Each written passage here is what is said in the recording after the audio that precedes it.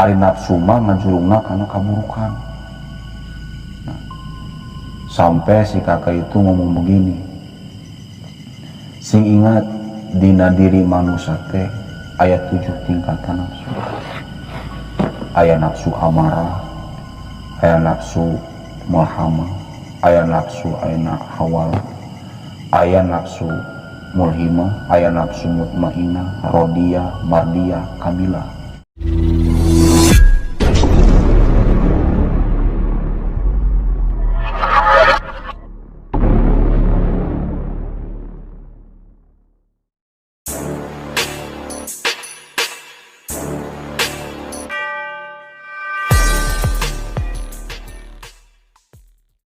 Assalamualaikum warahmatullahi wabarakatuh.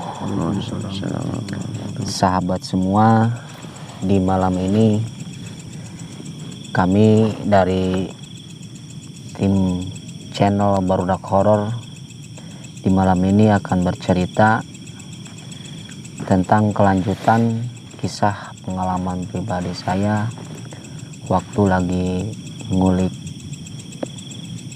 belajar menuntut ilmu lah, ilmu gaib. Bagi para sahabat semua yang belum sempat menonton video-video sebelumnya, ada part 1 dan part 2, dan mungkin di malam ini saya akan melanjutkan cerita yang episode ke-3 kan ya? 3 apa ke-4? 3 ya? Ya. Yaitu waktu saya melakukan perjalanan yaitu mandi di 7 sumber air. Nah, dan di malam ini saya akan melanjutkan cerita itu. Oke, kita mulai ceritanya. Waktu itu sesudah saya mandi di tempat-tempat yang lain, waktu saya kepikiran, dikarenakan sekalian saya mau pulang ke kampung sendiri lah. Waktu itu saya berniat sekalian pulang ke kampung, dikarenakan namanya di pesantren ya, kita bekal juga udah habis gitu kan. Nah, sekalian menuju ke kampung. Di situ saya teringat di kampung saya itu banyak tempat-tempat adanya sumber air. Nah, singkat cerita, pas malam ke-3 sore jam 5 saya berangkat ke kampung, karena memang nggak terlalu jauh lah. Kalau jalan kaki 1 jam adalah 1 jam 2 jam lah, 2 jam kurang lebih 2 jam. Itu pun kalau lewat jalan raya gitu. Kalau lewat jalan motong mah sejam lah gitu. Nah, tibalah saya di kampung. Nah, waktu itu saya tiba di kampung saya itu kira-kira jam 6:30 maghrib lah, kalau nggak salah. Memang pada waktu itu niat saya itu mulai ragu, dikarenakan setelah kejadian sebelumnya gitu kan, ternyata dalam perjalanan waktu saya mandi itu ternyata memang godaannya banyak gitu kan. Cuman memang yang sudah saya katakan sebelumnya, memang pada waktu itu kan saya belum terlalu paham. Seperti yang sudah saya katakan di video-video sebelumnya, bahwa pada saat itu saya memang belum mengerti, belum paham, benar-benar paham tentang masalah ilmu-ilmu seperti itu gitu. Istilahnya masih polos lah gitu kan, main ikut-ikut aja gitu kan. Nah, cuman dikarenakan waktu itu saya memang mungkin sudah terlanjur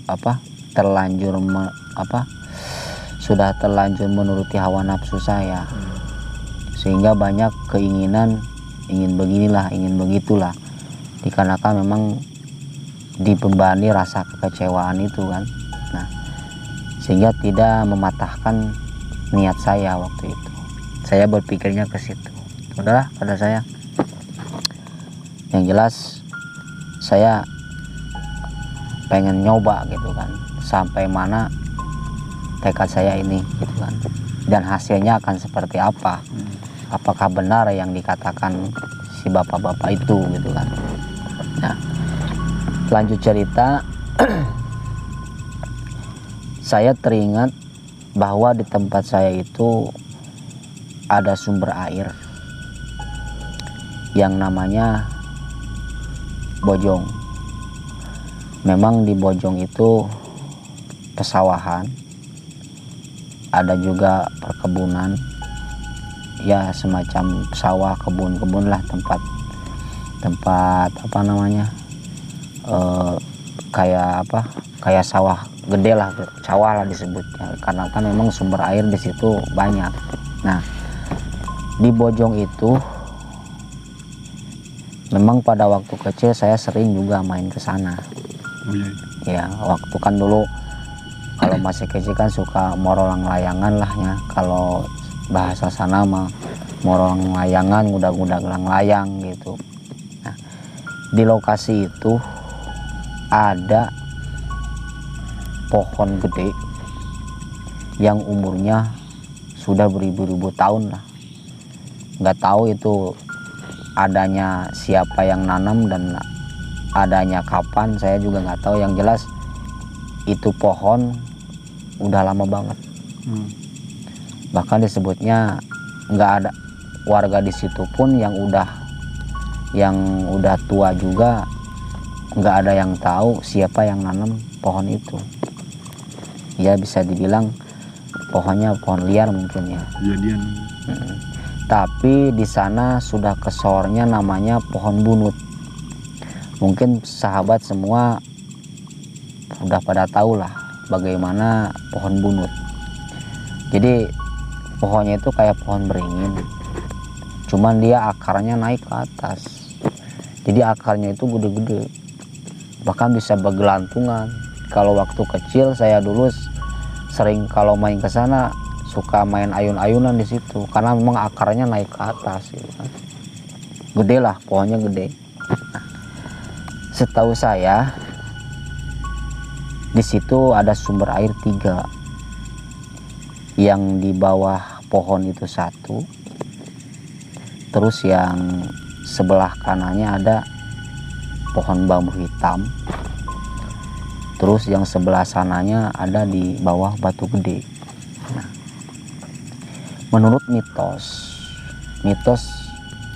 cerita orang-orang tua di sana gitu kan, memang di situ mitosnya ada cerita, katanya masing-masing tempat sumber air itu memang ada penunggunya gitu kan. Bahkan penunggunya juga bisa disebut di sana itu apa ya, kayak karuhun lah gitu kan, karuhun kampung sana gitu kan. Nah, singkat cerita, waktu itu saya berangkat menuju lokasi itu. Sumur tuh. Ya, lokasi sumur. Jadi kalau di kampung saya itu nggak ada sumur, nggak ada sumur. Jadi istilahnya cai nyusu lah. Cai nyusu itu langsung sumber airnya Ngalir. Jadi nggak ada sumur di sana. Bahkan ada sebagian warga yang nyoba bikin sumur di situ, nggak ada yang keluar air, malah keluarnya api. Padahal sumber air di situ banyak, tapi kok di saat bikin sumur nggak ada yang keluar air. Saya nggak tahu kenapa itu. Nah, kira-kira jam sehabis isya lah, dikarenakan saya nggak mau berangkat terlalu malam lah gitu kan. Di kampung kan memang banyak teman tetangga gitu kan, teman-teman masa kecil banyak.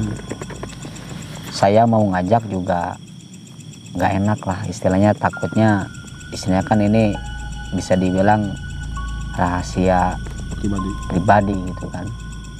Mau ngajak temen sekampung juga nggak enak, terus pasti bertanya-tanya kan, ngapain malam-malam ke sana gitu kan. Apalagi kan yang teman-teman saya di situ juga pada tahu tempat itu kayak gimana gitu kan. Pastilah udah 100% saya mikirnya pasti nggak mau lah gitu. Nah, awal perjalanan sebelum saya berangkat memang hati saya nggak nggak plong lah, ada sedikit ya yang mengganjal gitu kan. Jadi antara ragu, bimbang gitu ada gitu kan. Ini kata saya lanjut apa enggak. Cuman dikarenakan saya sudah terlanjur menuruti hawa nafsu itu tadi gitu kan. Udahlah kata saya, berangkat aja. Pokoknya mau apa atau gimana, yang jelas saya harus berangkat lah gitu kan. Nah, kan posisi kampung nih, ini kampung kan, kalau di kampung saya kan bawah kaki gunung. Jadi kalau ke lokasi Bojong ini turun begini nih, turun lumayan jauh sih. Lumayan jauh dari kampung, lumayan jauh. Kalau di jarak mah jauh lah gitu kan, jauh. Berapa menit? Kalau jalan kaki setengah jam ada. Jauh, setengah jam ada. Naik motor? Nggak bisa lah, orang jalan setapak. Nah, saya lagi di perjalanan, yang namanya tengah-tengah kampung kan, di sana kan jalannya Belok. bukan belok-belok, namanya masuk ke belakang rumah kan. Nah, di situ ada yang nanya, warga di situ, Mang, jangan disebutlah namanya ya. Jaib. Ada yang nanya, Jang, memang kebetulan memang kenal sama saya gitu kan. Jangan beri ke mana? Cina gitu kan. Rek ka sawah we Mang gitu. Ngapain katanya malam-malam ke sawah? Enggak, ini mah mau cari suasana adem aja gitu. Setelah saya ngomong gitu, si Mamang yang nanya sama saya bengong aja gitu kan. Jadi kayak ngelihat sesuatu di belakang saya. Nah, Kok tuh jangan malam-malam katanya kalau ke sawah mah gitu kan. Lebih baik pulang lagi besok aja, kayak pagi kayak gitu kan. Enggak lama, kata saya, udah saya berangkat tuh. Berangkat, saya ngelewatin kebun jagung, sawah lah gitu kan, namanya udah di kebun lah, udah di sawah gitu kan. Nah, pas saya mau nyampe ke lokasi itu, Bojong itu kan posisinya turun gini nih, ini pohon bambu semua, bahkan bambunya bambu hitam, tau kan bambu hitam. Nah, saya lagi jalan nih, tiba-tiba ada yang goyang-goyang pohon bambu itu, kayak orang yang lagi motong bambu tuh, ketrek gitu kan. Saya kok ada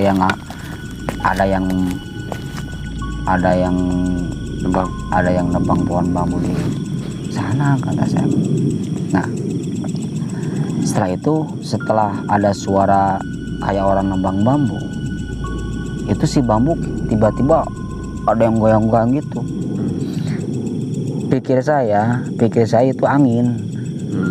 Cuman setelah dirasa-rasa, di sekitar saya itu nggak ada angin sama sekali, cuman di lokasi itu.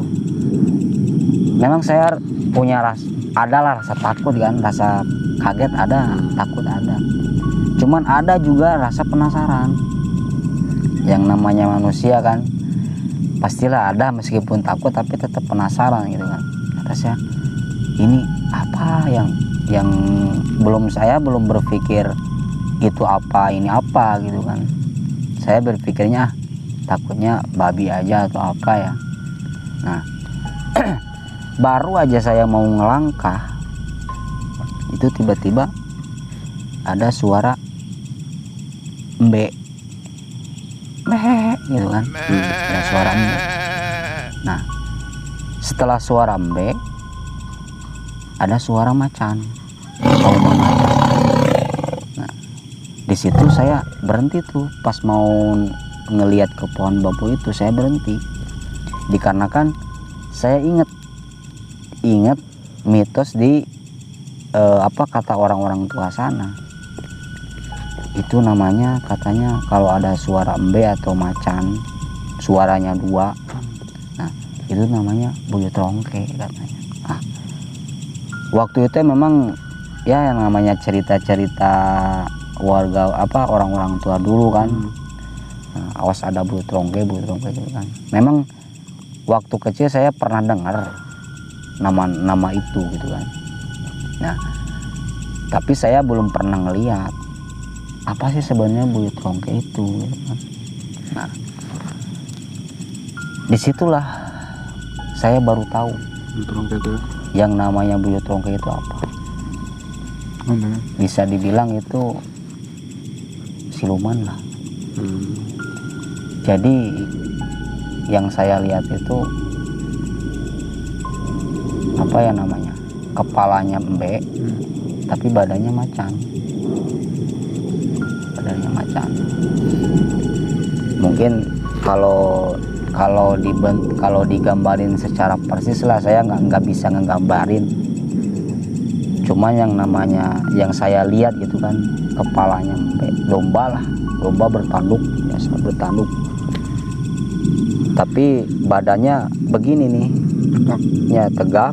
Jadi sepotong domba gitu kan, domba bertanduk, tapi posisinya gimana lah, badan macan, gimana badan harimau, tapi kayak orang berdirinya, kakinya empat begini. Tapi kakinya empat. Terus aja suaranya kayak gitu, be, be. Nah setelah itu saya belum terlalu apa ya namanya, istilahnya takut gitu kan. Rasa takut gitu, ada rasa takut, bahkan di situ saya sempat merem juga gitu kan, coba-coba nenangin diri lah. Nah di situ sehabis si sosok itu hilang, ada angin tetap di pohon bambu itu, ada suara takuan botak. Saya juga ngedengarnya kayak gimana ya, takuan butak itu apa, cuman yang saya dengar waktu kecil ada yang manggil-manggil kayak gitu, disebutnya di sana aden-aden lah. Tahu kan aden-aden? Jadi semacam jin, mungkin jin atau siluman atau apa gitu. Yang jelas makhluk gaib.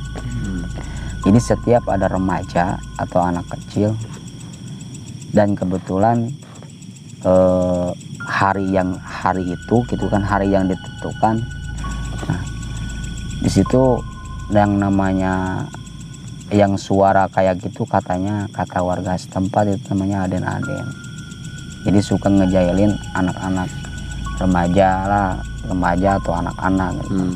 Ya, takuan budak. Jadi artinya kalau bahasa Sunda sana daguan budak, jadi tungguin gitu kan. Tungguin, jadi dia seolah-olah jadi pengen ikut manggil kita gitu kan, seolah-olah gitu, takuan budak. Karena yang udah lihat katanya, tapi saya nggak lihat sama sekali kalau pas ada suara itu. Cuman kata kakek saya dulu pernah ngelihat bahwa sosok aden-aden itu hidungnya memang ke atas, lubang hidungnya, sehingga ngomongnya nggak bisa jelas. Jadi kayak gimana ya, mindeng gitu kan, mindeng ngomongnya gitu kan. Terus tuh saya dikejar-kejar suara itu, cuman dikarenakan tekad saya mungkin udah bulat, tekad saya udah bener-bener lah, udahlah nanggung gitu kan. Saya lanjut jalan meskipun saya terus dengar suara itu. Saya nggak ngehirauin suara-suara yang ada di sekeliling saya gitu kan. Nah, kan ada tangga nih. Ini pas saya turun kan mau ke bunut itu yang mau yang ke pohon yang tinggi itu kan. Ada tangga, turun saya masuk ke situ. Nah, di sebelah sini sumber air satu yang ada yang ada pohon bambu itu kan. Nah, yang di tengahnya pohon bunut gede. Terus yang di sebelah sana ada ya di bawah batu. Memang waktu itu ada 2 jalur, ada jalan yang mau langsung ke pohon bunut itu, pohon beringin gede itu, ada yang langsung ke sumber air yang di bambu itu. Nah, saya lewatnya nggak langsung ke pohon bambu itu, tapi saya lewatnya langsung ke sumber air yang di bawah pohon bambu. Terus di bawah bunut itu kan ada tajum, tempat sholat lah, tempat sholat saung kecil biasa, gubuk gitu, tapi dikhususkan buat sholat. Nah, di situ ada tempat pemandian. Nah, sehabis itu pas saya nyampe sana, itu saya nggak langsung mandi, dikarenakan kan jam juga belum pas waktunya mandi gitu kan. Itu kira-kira jam berapa lah itu, karena memang saya nggak bawa jam waktu itu. Yang jelas saya ngingetinnya kalau memang suasananya udah mulai agak-agak hening lah gitu kan, berarti itu jadi saya ngira-ngira aja gitu kan, nggak nentuin ke jam waktu itu. Saya sempat berpikir di saung itu, di tajuk itu, duduk sendiri sambil ngelihat pancuran gitu kan. Terus ya, jadi antara sadar nggak sadar antara sadarnya gini, jadi saya ada kesadaran gini, kok saya maunya main ke tempat kayak gini gitu kan. Terus saya kok maunya mandi di tempat yang serem kayak gini gitu kan. Saya di dalam hati berkata seperti itu. Cuman nggak tahu kenapa ya, saya nggak pikir panjang. Yang jelas tujuan saya ke situ udah, saya mau mandi. Nah, habis itu saya udah mau mandi. Saya masuk ke sumber air yang di bawah pohon itu. Karena menurut saya nih, ini firasat saya gitu kan. Firasat saya mengatakan, oh saya harus mandi di situ. Tengah dulu aja lah gitu kan. Pas ada sumber air yang di pohon bunut itu. Gitu. Nah, saya masuk, kan ada pancuran tuh. Saya masuk ke jadi batunya gini deh. Ini kan pancuran nih. Jadi di bawahnya ada batu, kayak batu ampar lah gitu kan, batu ampar. Nah, saya duduk di situ. Terus saya mulai baca syarat-syarat mandinya kayak gimana. Itu perasaan saya gitu kan. Perasaan saya itu mandi paling lama di situ. Kan yang mandi sebelumnya kan sebentar lah gitu kan, nggak terlalu lama. Cuman yang saya rasakan yang paling lama itu di tempat yaitu di Bojong itu paling lama karena godaannya lebih banyak. Nah, saya lagi mandi di situ, ada yang manggil saya, pas udah baca-baca, saya udah mandi, saya memejamkan mata, duduknya kayak gini. Ini kan pancuran nih, air ke kepala saya gitu kan. Gini ya, ada yang manggil saya, jam gitu kan. Nah, Itu sampai beberapa kali tuh yang manggil saya. Cuman saya memang ngedengar gitu kan, ngedengar. Cuman saya juga bertanya-tanya ini siapa yang manggil saya. Cuman saya masih sadar itu, karena mana mungkin sih ada orang yang manggil di tempat kayak gini gitu kan. Nah, apa iya sih orang yang manggil saya gitu kan. Nah, setelah beberapa menit saya udah mulai menenangkan diri. Udahlah, kata saya, biarin aja lah gitu. Nah, setelah saya nenangin diri, hilang tuh suara. Habis saya udah mulai meyakinkan hati, tenang lah, udahlah, bukan orang gitu kan, yakin bukan orang yang manggil. Nah, udah mulai tenang, tiba-tiba ada suara ketawa. Tapi bukan ketawa kayak bukan, tapi ketawa ho gitu kan, ho gitu kan suaranya. Nah, jadi sebentar ketawa, sebentar kayak orang kayak ngaum gitu kan, ketawa ngaum lagi, ketawa ngaum lagi gitu kan. Nah, wah, itu saya lebih makin yakin juga, makin yakin kan, wah ini tetap mungkin ini, kata saya, godaan saya lah gitu kan. Ini bukan berarti saya nggak takut di situ, emang saya takut, bahkan saya nggak berani buka mata, karena ya mungkin udah pada tahu lah. Jadi di pikiran saya itu, kenapa saya nggak buka mata? Takutnya pas saya buka mata saya ngelihat gitu kan, ngelihat langsung gitu kan. Emang saya juga ada rasa takut juga gitu. Cuman setelah itu, setelah ada suara yang ke satu, suara yang kedua, itu saya malah makin yakin bahwa itu bukan orang. Yakin bukan orang, kata saya. Lah, kata saya, dalam hati saya gitu kan, ada yang ketawa gitu.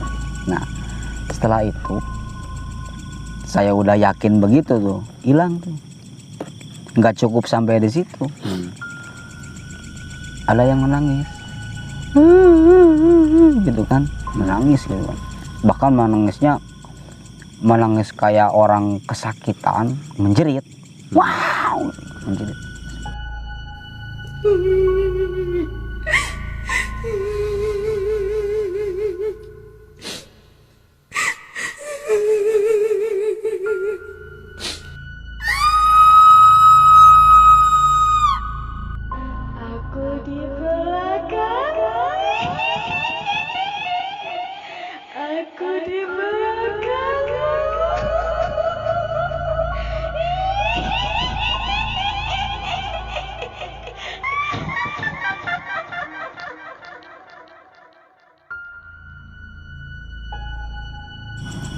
Gimana lah yang namanya di tempat sepi, terus keadaan juga pastilah suara yang menjerit itu kan kayak mengaum kan, wah gitu kan, menjerit tuh, habis menangis menjerit, menangis, wah gitu kan, menangis, wah gitu kan, kayak menjerit lah gitu kan. Nah, setelah itu, ya Allah, kata saya, kok saya nyoba sampai saya begini nih. Karena yang saya rasain jeritan itu kayak orang neriakin langsung ke telinga. Kencangnya minta ampun. Sampai saya gini nih, sampai saya nutup telinga gini kan, sampai merem. Memang hati saya masih sadar itu, masih sadar. Nah, setelah saya coba lagi nenangin diri lah, jangan sampai saya lari di tempat itu gitu kan, karena emang saya kan begitu, kalau ada gangguan apa-apa atau apapun, dengar apapun, jangan sampai lari di tempat itu gitu kan. Saya gini aja. Nah, setelah saya sudah nenangin diri lagi, nah, dikira saya mah udahlah gitu ya. Nah, setelah itu, wah, kata saya udah mulai berhenti nih kan. Nah, saya buka mata. Nah, buka mata. Bahkan saya sempat lupa apa yang mau saya bacakan di situ. Lagi mandi saya sempat lupa. Padahal benar-benar udah hafal ya, tapi kok tiba-tiba saya lupa gitu kan. Loh, kata saya, apa yang harus saya baca gitu kan. Dalam hati ngomong kayak gitu. Tapi tetap posisi saya masih di pancuran itu gitu kan. Nah, tiba-tiba ada angin gede gitu kan, suara anginnya. Nah, saya ngelihat kelebatan gitu kan, ngelihat kelebatan. Nah, setelah saya ngikutin, kan mata saya begini ya, setelah saya ngikutin kelebatan itu, ternyata itu ular kepala dua nih. Ular kepala dua, warnanya hitam pekat. Cuman di kepalanya ada yang nyala, nggak tahu itu yang nyala apa, karena memang posisi gelap kan. Cuman di kepalanya itu ada yang nyala, kayak merah kayak sorotan lampu tapi kecil gitu kan. Duduk di batu itu ular. Dikira saya mah cuman di batu itu, ular itu. Ternyata yang di batu itu cuman kepalanya doang. Buntutnya lagi ngelilingi saya. Badannya gede ularnya. Bayangin aja, saya lagi duduk sendiri, saya ngelihat kepala ular di segitu jaraknya lumayan jauh lah gitu kan. Kepala ularnya di batu itu, setelah saya ngelirik ke kanan ke kiri, ternyata badan sama buntutnya itu saya lagi dikelilingi. Tapi berpisah. Berpisah. Apanya? Buntut. Enggak. Maksudnya kayak ular lagi merintil gini. Jadi saya di sekitar saya itu badan ular gede. Situ saya shock gitu kan. Shocknya mau ngomong, mau bernapas juga saya sesak gitu kan, sesak. Saya nyoba merem lagi, kata saya, ya Allah, kok seperti ini gitu kan.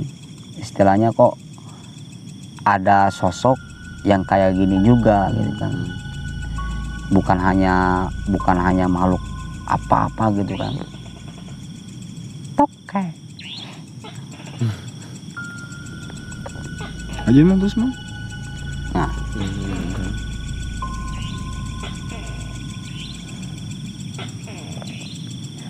setelah itu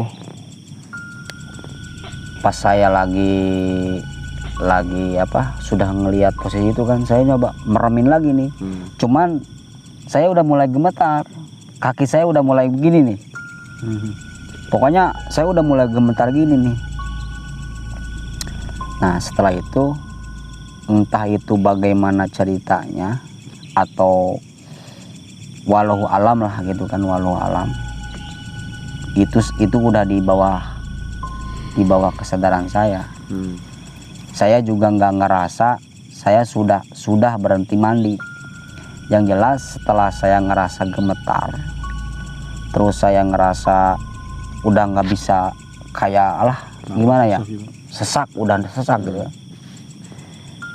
Tiba-tiba saya keluar di suatu tempat yang nggak ada pohon sama sekali. Nggak ada pohon sama sekali. Bahkan yang tadinya posisinya malam, itu penglihatan saya terang. Cuman terangnya bukan terang matahari.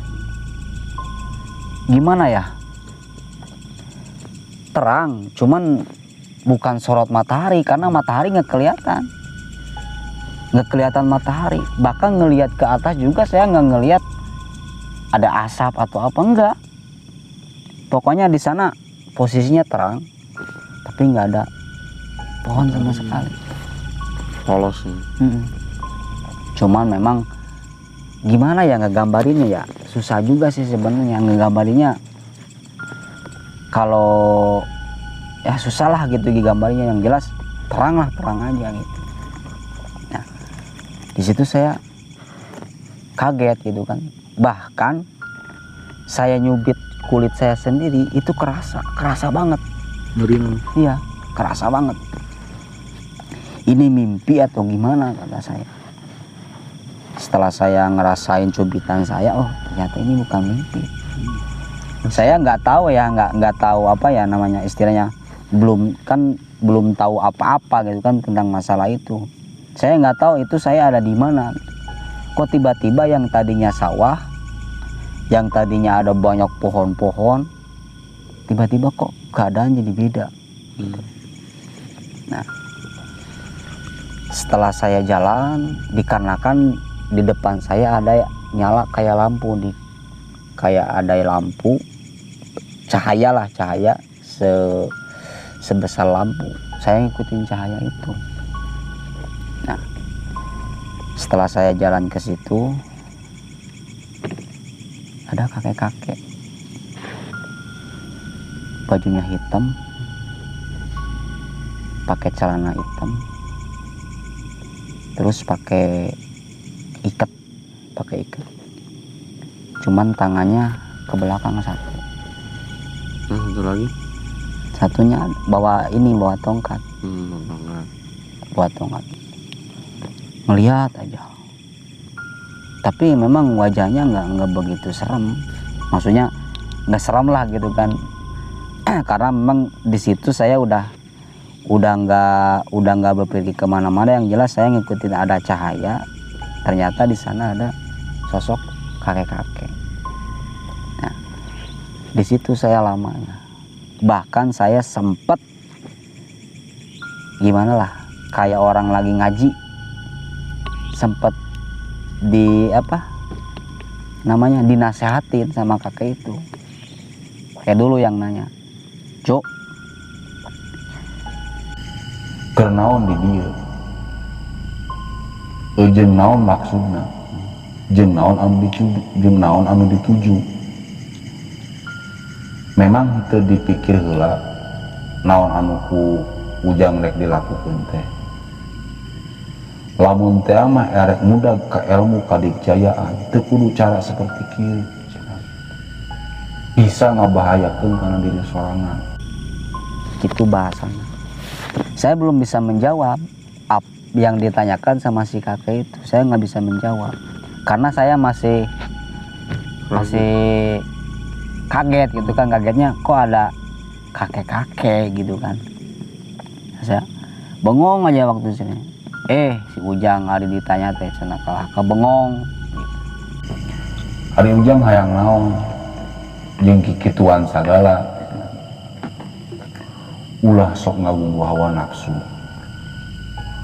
ulah sok getas harupateun. Lamun rek ngalakukeun hiji perkara teh kudu dipikir heula, kata si kakek itu. Nah, di situ saya mulai bisa menjawab. Saya nggak tahu kakek siapa.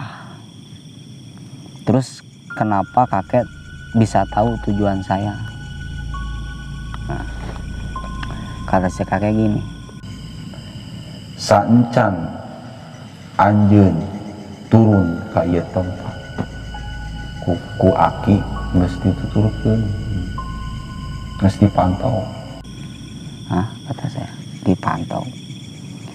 Saya inget tuh pas waktu ada yang nanya itu di kampung, katanya kan ada lihat apa namanya, ada yang ngikutin saya gitu kan.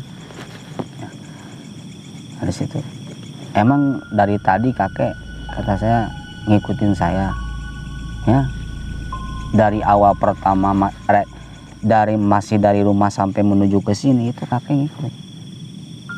Nah, terus tujuan Ujang rek naon tadi, rek naon ngalakuin seperti itu kan.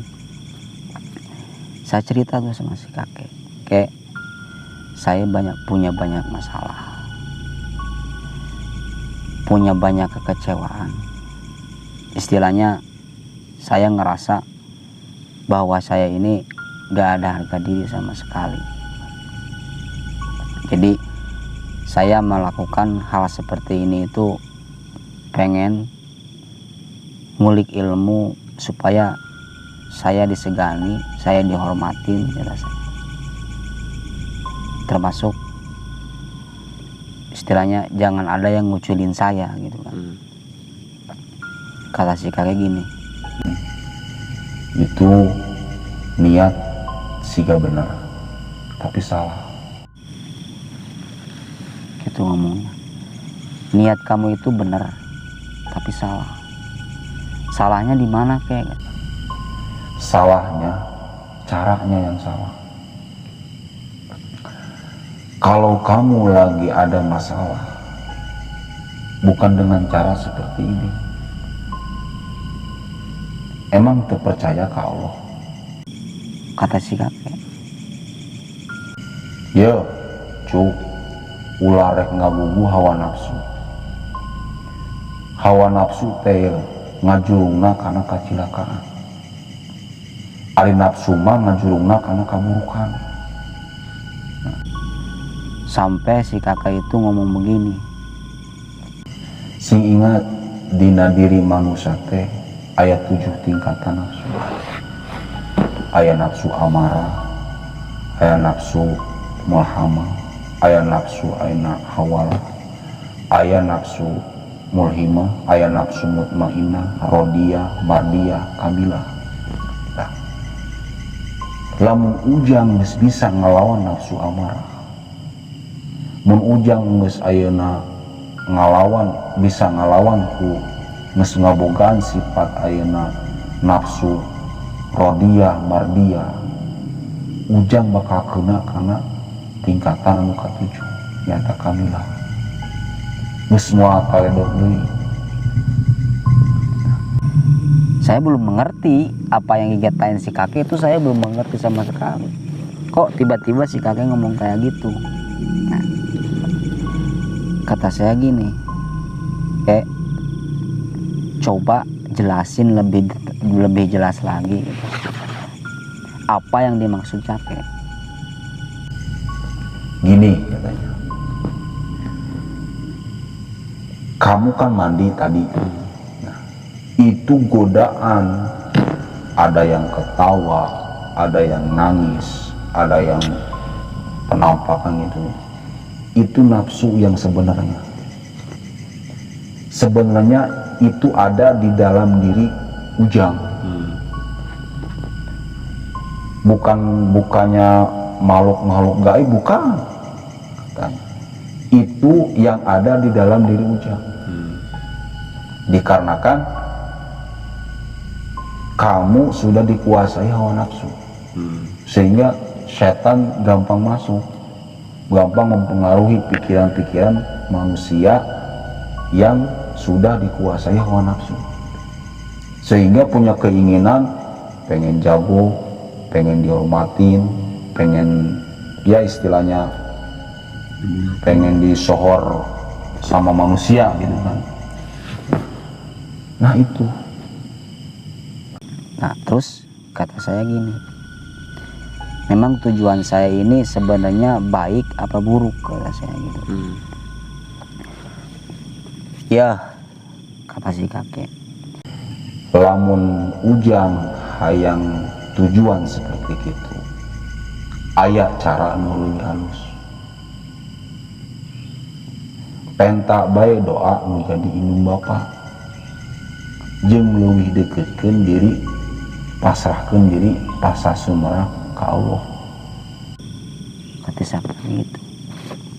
Nah, setelah itu Moal aya doa anu paling mujarab, iwati doa nu jadi indung bapa.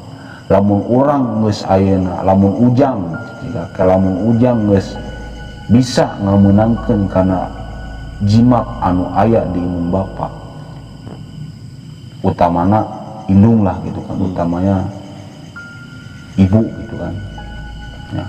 Bahkan kalau bisa cium telapak kakinya sambil minta tetesan air mata nu aya di hidung. Insya Allah teu kudu ngalakukan seperti itu. Nah, di situ saya sadar, sampai saya bisa menangis di situ. Karena apa? Pas si kakek sudah ngomong begitu, tiba-tiba ingatan saya, kan waktu saya di sana kan memang ibu saya istilahnya lah, saya termasuknya keluarga berkecukupan lah, sederhana lah gitu kan. Saya teringat waktu saya mau pesantren, terus ibu saya sampai ngejual anak kambing yang masih kecil gitu kan. Itu pun cuman satu-satunya gitu kan. Rela demi saya gitu kan, supaya saya bisa pesantren, rela dijual. Bahkan itu kambing satu-satunya, bahkan ibu saya rela kuli atau gimana demi membiayai saya gitu. Itu di saya udah nggak bisa, istilahnya gini ya, nangis, bener-bener nangis di situ. Nangis nggak bisa nahan air mata. Saya tiba-tiba teringat ke situ. Nah, di situ saya sama si kakek diomongin gini. Ya, bawa kain ini. Bawa kain ini, minta doa sama ibu kamu. Saya dikasih kain putih sebesar sebesar sapu tangan lah, tisu lah gitu. Terus tujuannya apa kata saya? Penta doa, penta cai panon menjadi indung, supaya mererido ka ujang gitu. Pokoknya segala kesalahan ujang kudu menampura ka ini. Setelah situ, pas saya ngambil sapu tangan, kain putih itu, terus saya pegang, saya genggam, tiba-tiba dengan kuasa Allah gitu kan, dengan kuasa Allah itu posisi saya lagi di pancuran, tapi kain dipegang sama saya lagi begini ya, begini masih basah gitu kan, padahal gimana ya, jadi istilahnya saya juga antara percaya nggak percaya gitu ya. Cuman percayanya memang benar-benar saya ngalaminnya seperti itu gitu kan. Tiba-tiba, nah secara tiba-tiba habis itu kok saya dapat sapu tangan gitu kan. Nah, itu di situ saya nggak ngelanjutin mandi, bahkan baca-bacaan yang saya biasa dibacakan saat mandi itu benar-benar lupa sama sekali, benar-benar lupa. Tapi kalau sekarang mah ingat lagi sih, benar-benar lupa. Nah di situ saya berpikir, oh mungkin tujuan saya ini harus dihentikan dalam hati saya, karena saya dengar ada nasihat dari si kakek itu gitu kan. Nah, habis itu saya keluar dari sumber air itu, saya masuk ke Tajung tempat sholat. Tempat sholat, saya lagi duduk ini,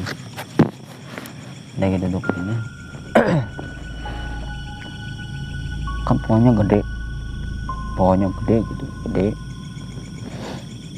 Saya ngeliat ke pohon itu, apa saya tadi masuk ke pohon, dalam hati saya gitu ya, apa saya tadi masuk ke pohon itu atau gimana gitu kan. Karena setahu saya ada kakek-kakek yang bawa tongkat, bahkan bapak saya sendiri pernah cerita bahwa di sana itu ada karuhun katanya, kakek buyut lah istilahnya, kakek buyut. Apakah saya dibawa ke sana gitu kan? Saya berpikir begitu.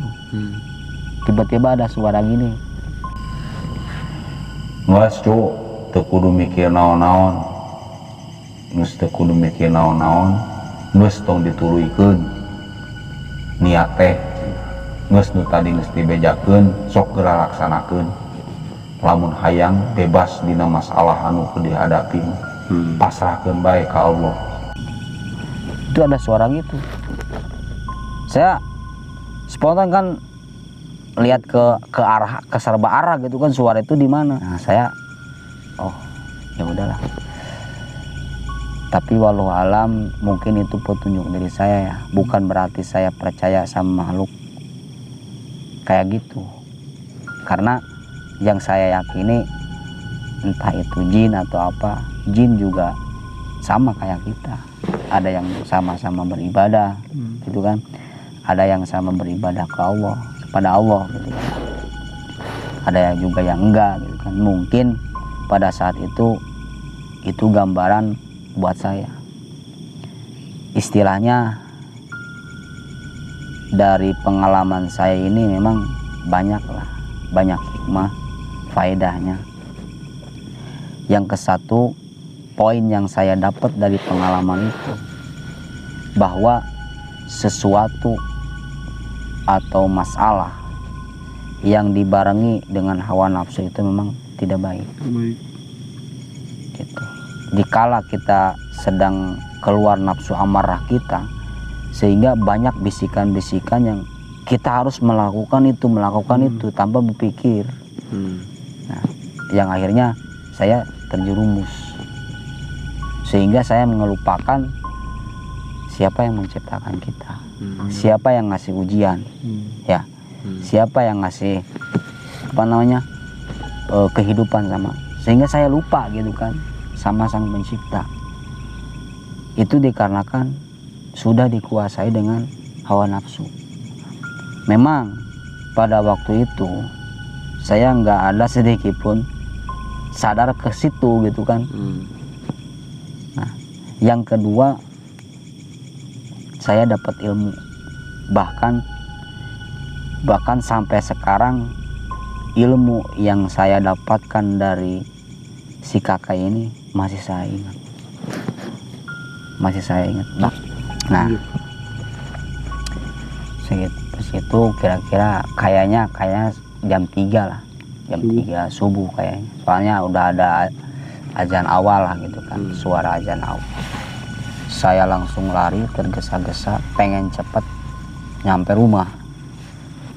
Itu saya jam 3, walau alam itu apa yang ngedorong saya sehingga saya langsung nggak sempet ngetok pintu dulu. Saya langsung gebrak pintu.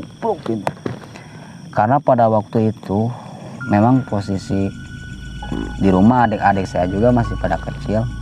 Terus bapak saya juga lagi ngerantau lah gitu kan. Itu jam 3:30 lah gitu kan, di rumah. Ibu saya lagi tidur, saya langsung sujud sama ibu saya gitu, langsung menangis gitu kan. Nggak bisa nahan air mata gitu kan. Saya ngomong gini, minta maaf kesalahan saya gini. Sampai ibu saya juga ikut menangis gitu. Nah, di situ saya si sapu tangan itu dipakai ngusap air mata ibu saya. Nah, di situ saya ngomong sama ibu, "Mak, saya ketemu sama Uyut." "Di mana?" "Bener kan Uyut?" "Bener." "Tak iya cewek itu menang iya." "Oh, nyanges simpen kumat." Nah, di situ barulah ibu saya ngebuka, maksudnya ngebukanya dari antara keturunan, bahwa kamu itu punya keturunan dari kakek, terus dari uyut ke uyut gitu kan. Jadi silsilah lah gitu kan, silsilah. Oh, ternyata gitu. Sebenarnya katanya kita itu keturunan orang terpandang dulunya. Gak ada satupun orang yang berani sama uyut kita di kampung ini. Nah seperti itu. Bahkan termasuknya orang terpandang lah gitu. Terus saya ngomong ini, terus kenapa nasib kita kayak gini, kata saya gitu. Yaitu makan istilahnya yang namanya kehidupan orang itu kan, manusia itu kan beda-beda perjalanannya gitu. Yang jelas kata ibu saya, udah ikhlas aja, ikhlas. Karena itu satu-satunya cara, satu-satunya jalan untuk meraih kebahagiaan dunia akhirat dengan ikhlas. Takut biro. Mungkin cerita saya ini bisa dibilang saya kesasar lah. Ke dalam pohon. Jadi terjerumus bukan ke dalam pohon. Dalam pohon jurinya sih. Jadi terjerumus lah. Terjerumus dikarenakan saya ngikutin hawa nafsu.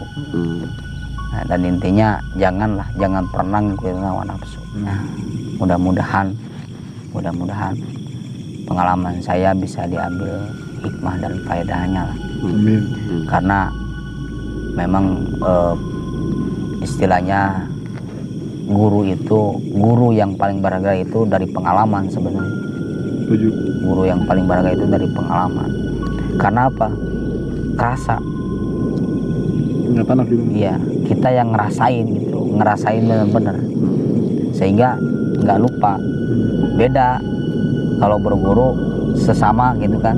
Kita berguru sama seseorang, kita dinasehatin, gampang lupa. Tapi kalau dari pengalaman nggak pernah lupa. Karena kita yang ngerasa gitu kan.